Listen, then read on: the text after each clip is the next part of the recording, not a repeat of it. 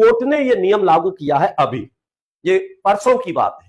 कब की बात है? परसों की बातें हैं।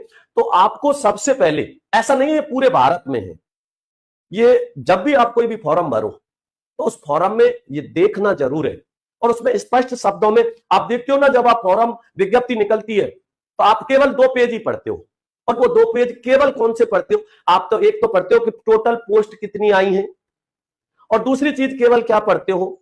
सिलेबस क्या है। इसके अलावा 2 पेजों के अलावा कोई भी पेज ना तो आप पढ़ते हो और ना अध्यापक इन चीजों को विद्यार्थियों को बताता है। आपने देखा होगा कि विज्ञप्ति जब भी आती है तो अध्यापक 2 पेजों, पूरी जितनी भी विज्ञप्ति होती है उसमें केवल क्या करेगा? पहले तो वैकेंसियों का बताएगा, स्क्रॉल करके सीधा आ जाएगा सिलेबस पे।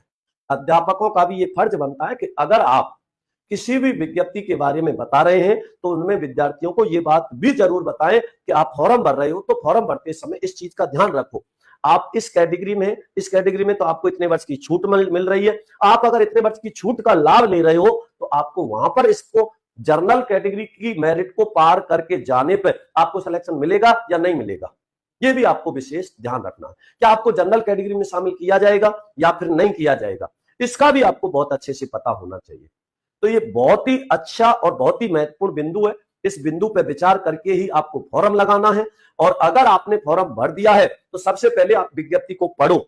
विज्ञप्ति को पढ़ने के बाद में आप इस चीज को देखो, और अगर उसमें अभी यह है कि फॉर्म में अभी चेंजिंग का ऑप्शन आता है तो वो चीज भी आप ध्यान से देखो।